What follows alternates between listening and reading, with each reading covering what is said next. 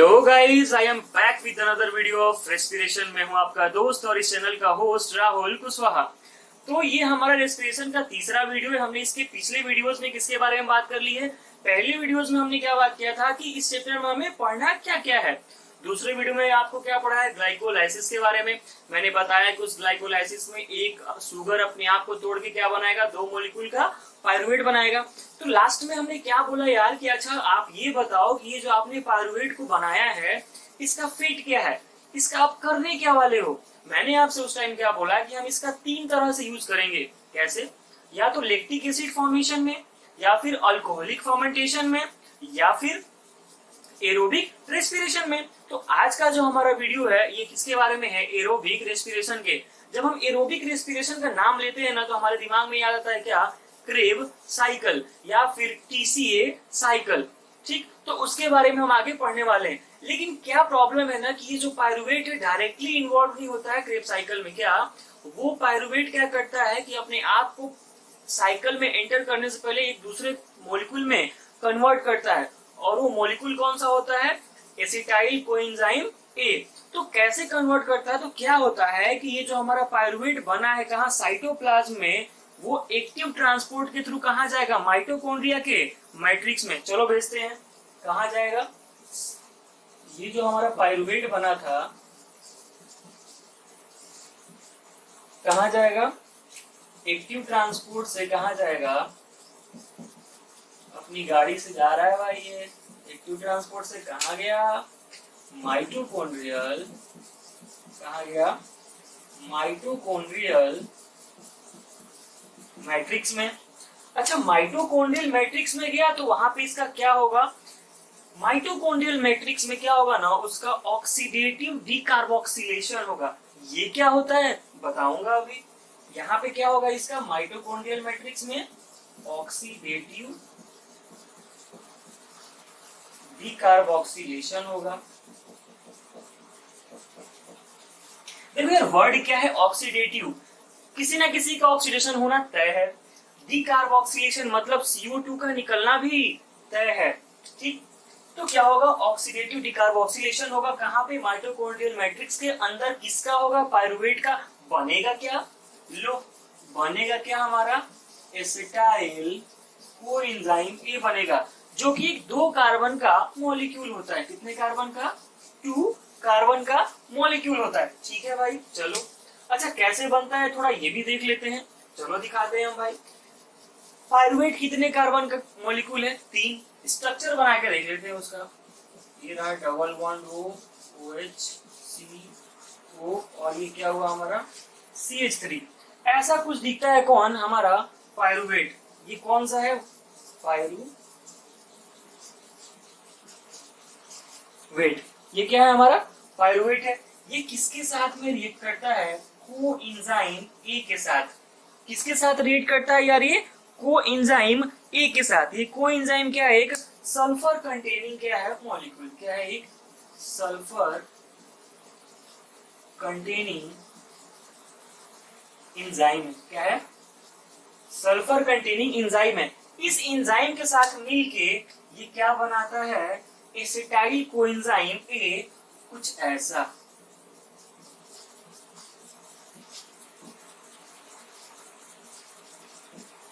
कैसा? कुछ ऐसा जो आपको अभी दिख रहा है। ठीक, और देखते हैं। और क्या बोला मैंने यार कि CO2 भी रिलीज होगा। तो आपके मन में आ रहा होगा कि आपने तो वर्ड बोला था ऑक्सीडेटिव डीकार्बोक्सिलेशन। आपने तो हमें बस इतना दिखाया क्या कि डीकार्बोक्सिलेशन हो रहा है। ये ऑक्सीडेटिव आप कहाँ करा रहे हो? क्या होगा? ये जो पायरुवेट है इसका हो जाएगा ऑक्सीडेशन। तो ऑक्सीडेशन होगा तो क्या होगा? ये Na+ को अपना इलेक्ट्रॉन दे के उसको क्या करेगा? रिड्यूस कर देगा। इसको उसको रिड्यूस कर देगा। तो क्या होगा यहाँ पे कि Na+ का रिडक्शन होगा, और क्या बन जाएगा? वो NaDH+ H पॉजिटिव। Na+ का क्या हुआ? अगर आप लोग को नहीं दिख रहा होगा तो सुन लीजिए। Na++ यहाँ पे है। Na++ का क्या हुआ?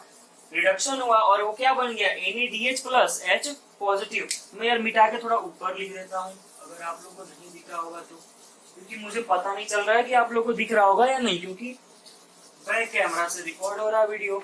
ये लो, मैं थोड़ा और ऊपर लिख देता हूँ क्या कि NaD प्लस इसमें कन्वर्ट हो गया, NaDH प्लस H पॉजिटिव में कन्वर्ट हो गया।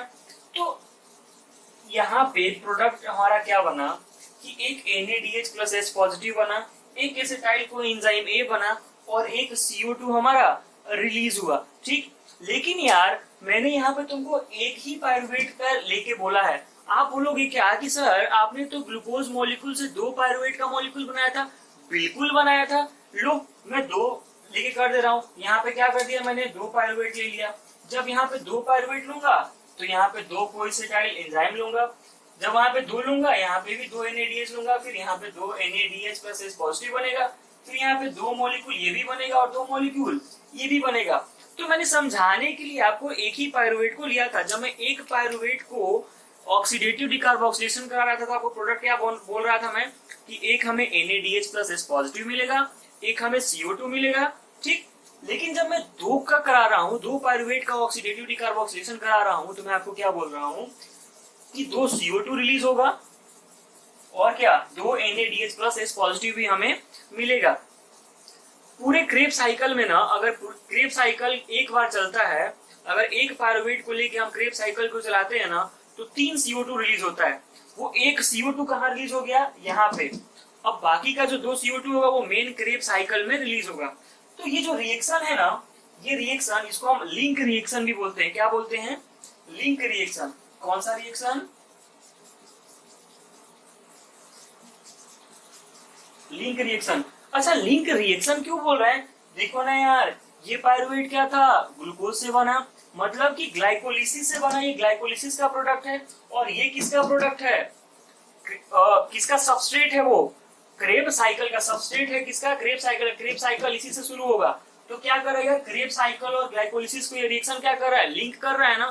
That's why this reaction is also known as link reaction. ठीक है, तो ये सारी बातें थी किसकी, हमारे लिंक रिएक्शन की। मतलब क्या कि ऑक्सीडेटिव डिकार्बोक्सिलेशन की। अब हम बात करेंगे क्या कि आखिर ये इस सबस्ट्रेट का यूज करके ये हमारा क्रेब साइकिल कैसे चलता है। अब नोट करेंगे, फिर हम क्या शुरू करने जा रहे हैं, क्रेब साइकिल।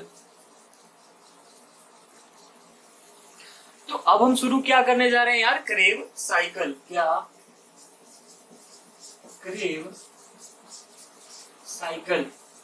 इसको एक और हम नाम देते, ये क्रेब साइकिल क्यों पड़ा, वो साइंटिस्ट थे, उनके नाम पे क्या पड़ा, ये क्रेब नाम पड़ा। उनका नाम क्रेब था, इसलिए उनको ऑनर करने के लिए हम साइकिल का नाम क्या दे दिए, क्रेब साइकिल। इस साइकिल को एक और हम नाम देते हैं क्या, TCA साइकिल। क्या, TCA साइकिल मतलब ट्राई कार्बोक्सिलिक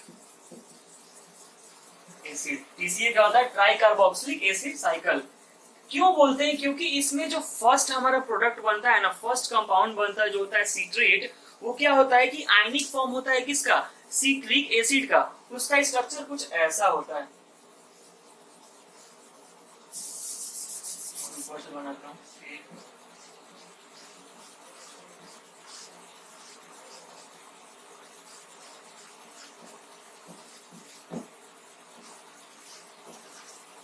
कुछ ऐसा होता है। अब सब देख के समझ में आ रहा है क्या आपको कि ट्राई कार्बोक्सिलिक क्यों बोले।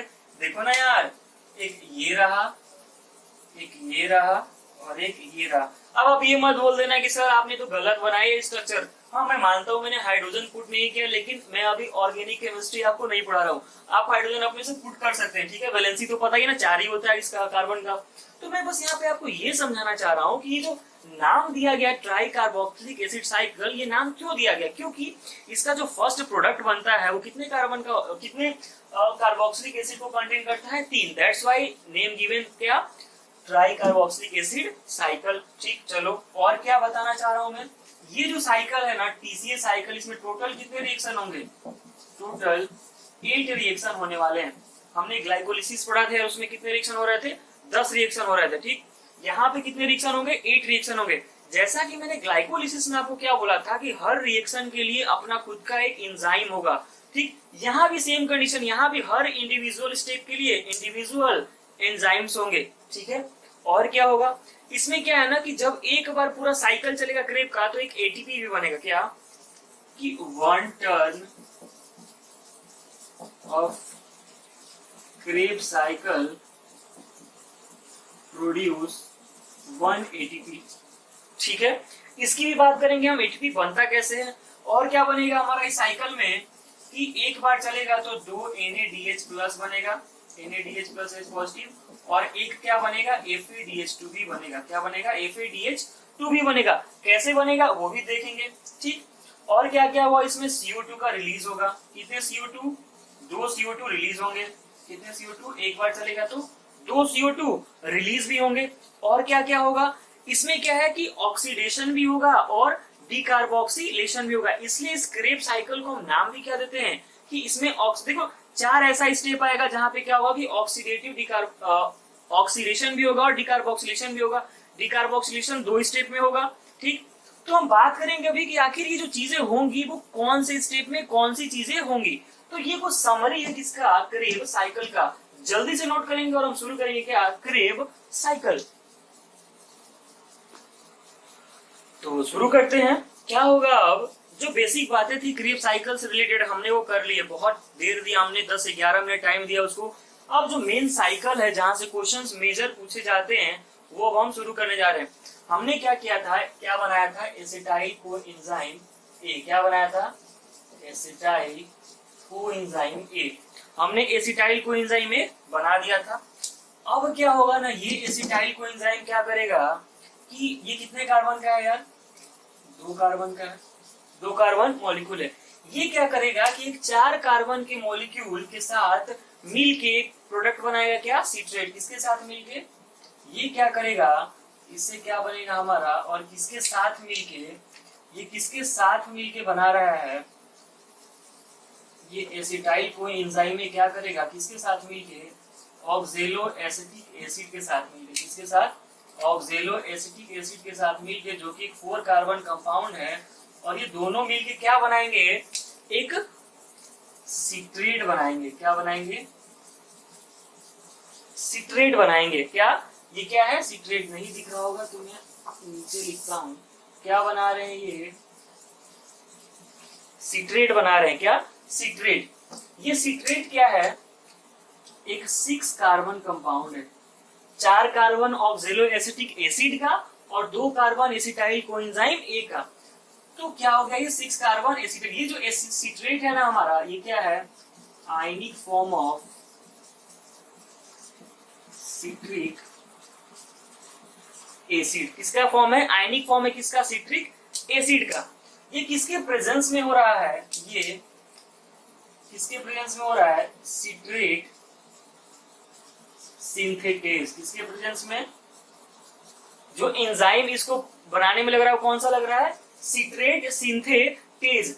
तो ये क्या हो गया हमारा पहला स्टेप होगा, क्या कि एसिटाइल कोएंजाइम में एक 4 कार्बन ऑक्जेलो एसिटिक एसिड के साथ मिलके ये प्रोडक्ट जो बना रहा है, क्या बना रहा है, सिट्रेट बना रहा है। और जो सिट्रेट होता है ना, इसमें 3 कार्बोक्सिलिक एसिड होते हैं। इसलिए इस साइकिल का नाम भी हम क्या देते हैं, TCA cycle, try carboxylic acid cycle.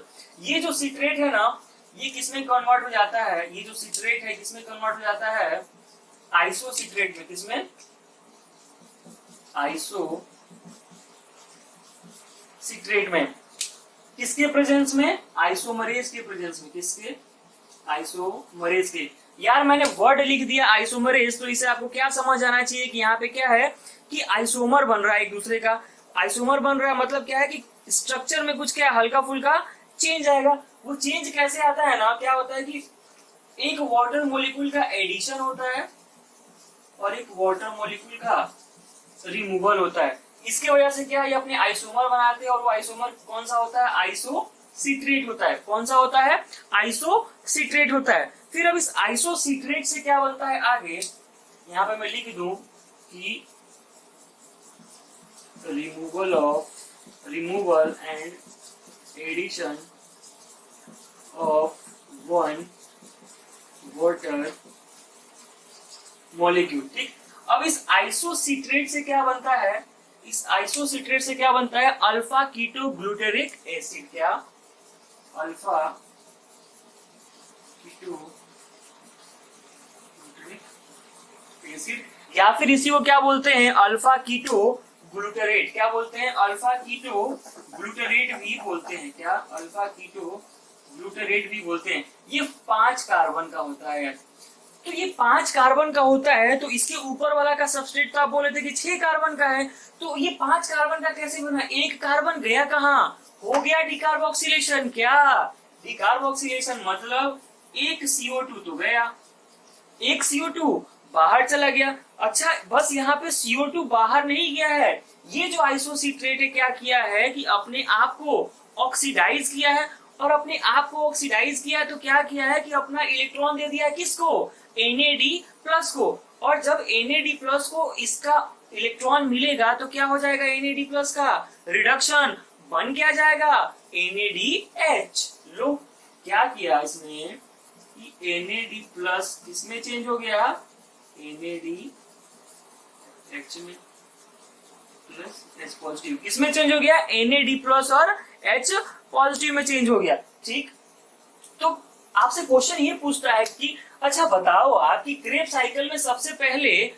CO2 कहाँ पे रिलीज हुआ, सबसे पहले NADH+ H पॉजिटिव कहाँ पे मिला, तो क्या बोलोगे आप कि जब आइसोसिट्रेट से अल्फा कीटो ग्लूटरेट का फॉर्मेशन हो रहा होगा तब। ये भी पूछ देता है क्या कि अच्छा बताओ क्रेब साइकिल का फर्स्ट 5 कार्बन का मॉलिक्यूल कौन है, तो आप क्या बोलोगे, अल्फा कीटो ग्लूटरेट।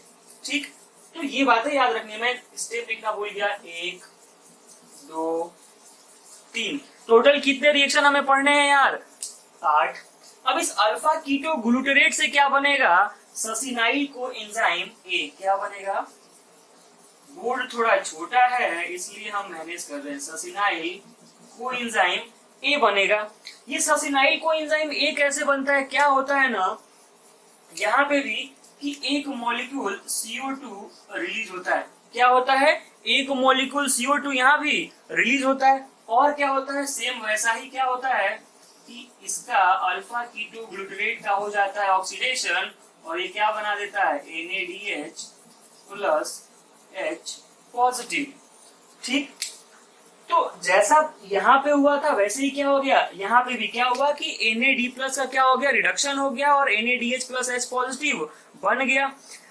कहने का मतलब ये है यार कि यहाँ पे क्या हो रहा है कि ये जो ससिनाइल कोएंजाइम है, अब ये क्या करेगा, किसमें कन्वर्ट होगा, अपने आप को कन्वर्ट करेगा किसमें, ससिनेट में, किसमें, ससिनेट में, किसमें, ससिनेट में।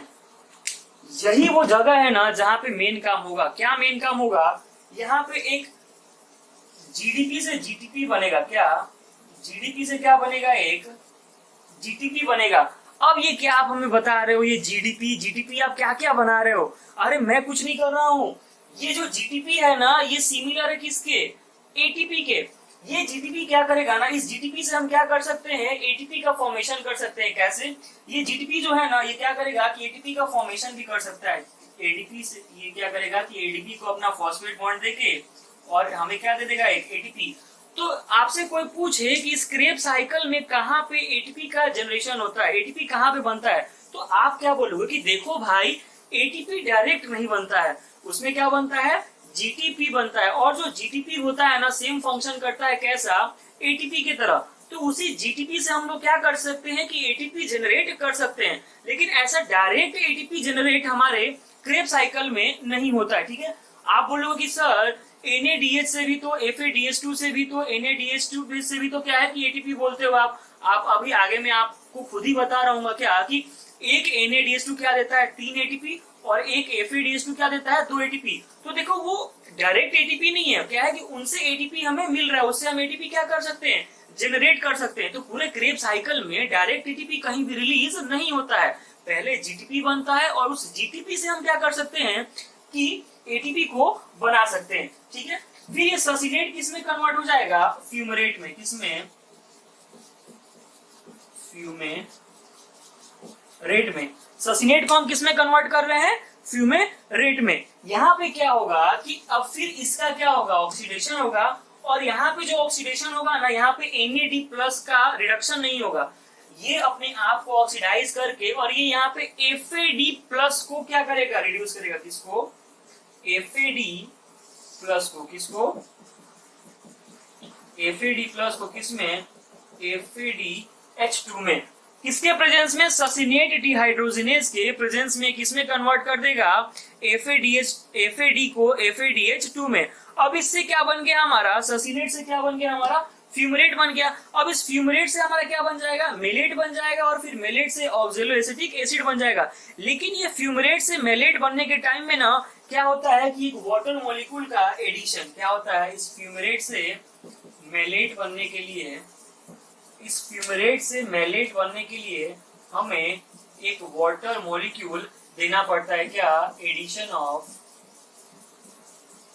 देखो यार बहुत सिंपल, अगर आप इसको चाहो तो बहुत कॉम्प्लिकेटेड करके भी बहुत चीजें लिख लिख के पढ़ सकते हो, कोई जरूरत नहीं है यार। एक क्वेश्चन जो पूछता है हम वही देखेंगे।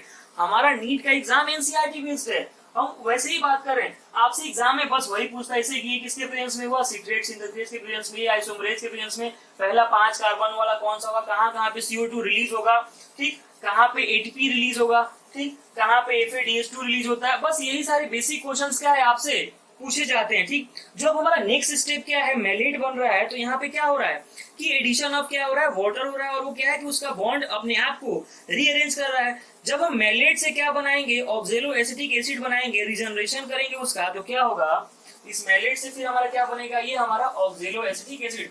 क्योंकि देखो ग्लाइकोलिसिस में हम क्या बना रहे थे, पायरुवेट बना रहे थे, लेकिन यहाँ पे क्या है कि ऑक्जेलो एसिटिक एसिड को क्या, ये साइकिल है ना, साइकिल को चलते रहना है, तो इसका रीजनरेशन बहुत जरूरी है ना। जैसे हमने C3 साइकिल में किसकी बात की थी कि RUBP का रीजनरेशन होना बहुत जरूरी है। हमने क्या बोला था कि अगर RUBP का रीजनरेशन नहीं करना होगा तो नॉन साइक्लिक जो फोटोफॉस्फोराइलेशन था वो क्या हो जाएगा, बंद हो जाना था। क्यों, क्योंकि जब जिस चीज के लिए आप प्रोडक्ट बना रहे हो और उस प्रोडक्ट का कोई यूज ना हो तो उस प्रोडक्ट को बना के फायदा है कोई, बिल्कुल नहीं है। तो हम क्यों बनाएंगे, नहीं बनाएंगे। तो यहाँ पे भी ऑक्जेलो एसिटिक एसिड का रीजनरेशन करना पड़ेगा, तभी तो ये साइकिल चलेगा। तो कौन किससे होगा, मेलेट से। ये मेलेट क्या करेगा, खुद को क्या करेगा, ऑक्सीडाइज, खुद को ऑक्सीडाइज कैसे करेगा, Na+ को इलेक्ट्रॉन देके, किसको इलेक्ट्रॉन देके, Na+ को, और क्या बन जाएगा, NADH+H पॉजिटिव बन जाएगा। क्या हुआ कि मेलेट क्या किया, अपने आप को ऑक्सीडाइज किया by giving electron to Na+। Giving electron to Na+ का मतलब क्या है कि क्या हुआ, उसका रिडक्शन हुआ। तो आप ये बोल सकते हो यार कि क्रेब साइकिल में 2 स्टेप कौन सा होता है, डिकार्बोक्सिलेशन का होता है, और 4 स्टेप किसका होता है, डिहाइड्रोजिनेशन का। कैसे, एक रहा ये, एक रहा ये, एक रहा ये, और एक ये, 4 स्टेप हुए। और 2 स्टेप में क्या हुआ हमारा, डिकार्बोक्सिलेशन हुआ, और एक स्टेप में क्या हुआ हमारा, वाटर का एडिशन हुआ, ठीक है। तो ये क्या है, हमारा क्रेब साइकिल है। अब इसको हम समराइज करेंगे, नोट करेंगे आप इसको। एक और बात यार, ये जो है ना, इसको हम यहाँ पे भी तो क्या बोल सकते हैं, सबस्ट्रेट लेवल फॉस्फोराइलेशन। याद करो जब मैं आपको ग्लाइकोलिसिस पढ़ा रहा था तो मैंने वहां पे क्या बोला था आपको कि जब डायरेक्ट शुगर से एडीपी को फॉस्फेट बॉन्ड मिल जाए और वो उससे क्या बना दे, एटीपी, तो उसको हम क्या बोल रहे थे, सबस्ट्रेट लेवल फॉस्फोराइलेशन बोल रहे थे ना। यहाँ भी देखो ना यार, इससे इसको क्या मिल रहा है, फॉस्फेट बॉन्ड। ये जीडीपी को आप एडीपी मान के समझो, किसको, ये जीडीपी को आप एडीपी मान के समझोगे तो समझ में आ जाएगा मैं क्या बोल रहा हूँ। क्यों बोल रहा हूँ कि मान के समझो, क्योंकि ये जीडीपी या एडीपी दोनों क्या फंक्शन में सिमिलर है। ये चाहे जीटीपी हो चाहे एटीपी हो, दोनों क्या फंक्शन में सिमिलर है। तो यहाँ पे क्या हो रहा है कि डायरेक्ट सल्फोनाइल को एंजाइम से क्या मिल रहा है, फॉस्फेट बॉन्ड मिल रहा है ना, किसको, जीडीपी को, और वो क्या बना रहा है, जीटीपी, और उसी जीटीपी से तो हमें एटीपी मिल रहा है। तो हम इस स्टेप को ये भी तो बोल सकते हैं ना, सबस्ट्रेट लेवल फॉस्फोराइलेशन। क्या, इसको हम क्या बोल सकते हैं, सबस्ट्रेट लेवल फॉस्फोराइलेशन। देखो अगर आपका ये सारी चीजों का स्ट्रक्चर जानना होगा तो मैं डिस्क्रिप्शन में क्या है एक इमेज का लिंक दे दूंगा, वहां से आप क्या है इसके सारे स्ट्रक्चर्स को देख सकते हैं, ठीक है। लेकिन हमारे नीट और आईसीआर के एग्जाम के लिए हमें स्ट्रक्चर की कोई जरूरत नहीं है। जिस स्ट्रक्चर की हमें जरूरत थी, जिसका नाम था पायरुवेट, मैंने उसको बता के आपको समझा दिया, ठीक है। तो टेंशन नहीं लेना यार, बिल्कुल फ्री रहो एकदम। मैं बोल रहा हूँ ना, पढ़ा रहा हूँ, पढ़ते जाओ, इससे बाहर से नहीं आने वाला भाई, मैं पक्का 100% गारंटी दे सकता हूँ आपको।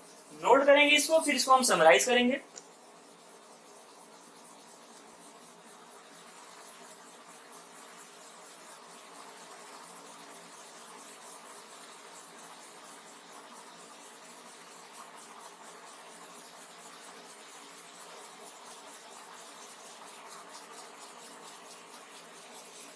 तो यार हम समराइज करते हैं कि सो इसमें क्या क्या हुआ जब हम एक पायरुवेट मॉलिक्यूल को लेके चल रहे हैं तो बात करें। वैसे तो ये साइकिल चलेगा 2 बार, क्यों? क्योंकि जो हमने ग्लूकोज से पायरुवेट मॉलिक्यूल बनाया था वो कितना था? 2 था। तो उन दोनों का तो हमें ऑक्सीडेटिव डिकार्बोक्सिलेशन कराना है ना यार, कराएंगे, बिल्कुल कराएंगे। लेकिन मैंने अभी आपको क्या पढ़ाया? एक पायरुवेट मॉलिक्यूल को लेके पढ़ाया। एक पायरुवेट मॉलिक्यूल से मैंने एक एसिटाइल कोएंजाइम ए बनाया। हालांकि मैं जब इंट्रोडक्शन दे रहा था उस टाइम मैंने दोनों पायरुवेट का यूज करके आपको एग्जांपल दिया, लेकिन मैंने जो साइकिल चलाया अभी आपके सामने साइकिल चलाया उसमें मैंने क्या किया कि एक ही एसिटाइल कोएंजाइम का यूज किया। जब मैंने एक ही एसिटाइल कोएंजाइम ए का यूज किया तो साइकिल क्या है? एक बार चला। लेकिन क्या है यार, 2 पायरुवेट मॉलिक्यूल से 2 बार एसिटाइल कोएंजाइम बना, तो 2 एसिटाइल कोएंजाइम के लिए साइकिल चलाना होगा। तो ये क्रेब साइकिल हमारा कितने बार चलता है? 2 बार चलता है। क्यों? क्योंकि 2 पायरुवेट मॉलिक्यूल से कितने एसिटाइल कोएंजाइम बना था? 2 एसिटाइल कोएंजाइम बना था। तो हमने किसको कितने बार चला के देखा है? 1 बार। तो हम 1 बार का प्रोडक्ट लिख के 2 से मल्टीप्लाई कर देंगे, 2 साइकिल के बराबर वो आंसर हो जाएगा। करते हैं। सबसे पहले क्या हुआ, कितना हमें मिला? NaDH2 3 NaDH plus H positive मिला। और क्या मिला हमें? एक क्या मिला हमें? FeDH2 मिला, ठीक। और एक क्या मिला हमें? ATP मिला हमें, ठीक। इस 3 NaDH प्लस H पॉजिटिव से कितना ATP मिलता है? 1 से 3, तो 3 से 9 ATP, ठीक। इस FeDH2 से 1 से 2 मिलता है तो एक ही है, तो कितना हुआ? 2 ATP। और एक ये रहा हमारा 1 ATP। मतलब क्या है कि 12 ATP हमें मिला। कितना ATP मिला? 12। लेकिन ये साइकिल कितने बार चलेगा? 2 बार। तो हमें क्या मिलेगा? इंटू 2 कर देंगे तो कितना हो गया? 24 ATP। तो एक ग्लूकोज मॉलिक्यूल से क्या 1 ग्लूकोज मॉलिक्यूल से हमें कितना मिलेगा? 24 ATP। ये 1 ग्लूकोज मॉलिक्यूल कहने का मतलब क्या है कि ये किसमें कन्वर्ट हुआ? 2 मॉलिक्यूल पायरुवेट में। और ये 2 मॉलिक्यूल पायरुवेट किसमें कन्वर्ट हुआ? 2 एसिटाइल कोएंजाइम ए में। और इस 2 एसिटाइल कोएंजाइम से हमें कितना ATP मिला? 24 ATP मिला, ठीक। लिंक रिएक्शन में हमें कितना मिला था? लिंक रिएक्शन में हमें क्या मिला था? 2 NaDH2 मिला था। मतलब क्या है कि 6 ATP। और क्या है? CO2 भी रिलीज हुआ था, कितना? 2। तो लिंक रिएक्शन में क्या हुआ था हमारा? कोई पूछ दे आपसे कि अच्छा इतना तो तुम बड़े बोले जा रहे हो कि तुम्हें ये आता, जरा लिंक रिएक्शन का बताओ। बोल देंगे यार, लिंक रिएक्शन में 2 CO2 रिलीज हुआ था और हमें क्या मिला था? 2 NaDH2, मतलब 6 ATP। तो ये हम बोल देंगे कि ये रही हमारे लिंक रिएक्शन की बातें। तो आपको इस क्रेब साइकिल में मैक्सिमम याद यही रखना है कि कौन से स्टेप में CO2 रिलीज हुआ, कौन से स्टेप में ATP रिलीज हुआ, किसमें क्या हुआ? डिहाइड्रोजनेशन हुआ, किसमें ऑक्सीडेशन हुआ। बस देखो यार, चाहो तो इसका तुम ट्रिक बना सकते हो। मैं भी चाहता तो मैं अपने आप से एक ट्रिक डेवलप करके आपको बता सकता था, लेकिन क्या होगा ना, तुम ट्रिक में ट्रिक आ जाओगे। यहाँ ट्रिक याद कर लिए, ग्लाइकोलिसिस में भी ट्रिक याद कर लिए, फर्मेंटेशन में ट्रिक याद कर रहे हैं, उधर केल्विन साइकिल में ट्रिक याद कर रहे हैं। जब एग्जाम में क्वेश्चन आ रहा है तो कंफ्यूज, क्या था वो ट्रिक? तो था कुछ, पता नहीं किसमें का था, मतलब था तो कहीं तो याद किए थे, सब खत्म हो जाएगा। इसलिए यार समझ समझ के याद करो, अभी भी टाइम है एग्जाम में बहुत। रोज इसको नहीं तो कम से कम वीक में एक बार भी देख लोगे, या फिर अपने रूम में क्या है कि इसको पेस्ट कर लो बना के पेज पे। जब भी देखते रहो, जितने भी साइकिल है ना, क्वेश्चन साइकिल से ही आने हैं भाई। तुमसे ये कोई नहीं पूछेगा कि क्रेब साइकिल को क्रेब साइकिल ही क्यों बोले, TCA साइकिल ही क्यों बोले, कोई नहीं पूछने वाला है। क्वेश्चन तो ये साइकिल से ही आएंगे, कितने ATP बने, कितना FeDH2 बना, कितना NaDH2 बना, किस रिएक्शन के टाइम पे बना। तो ये थी हमारे बातें किसकी? क्रेब साइकिल की, ठीक है। कोई डाउट हो कमेंट सेक्शन में जाए, #AskBiome पे डाउट पूछे, ठीक है। तो मिलते हैं अगले वीडियो में किसके साथ? इलेक्ट्रॉन ट्रांसपोर्ट चेन के साथ। फिर हम जब इलेक्ट्रॉन ट्रांसपोर्ट चेन पढ़ लेंगे उसके बाद हम किसकी बातें करेंगे भाई? Alcoholic fermentation, lactic acid fermentation की, ठीक है। तब तक के लिए stay home, stay safe, all the best.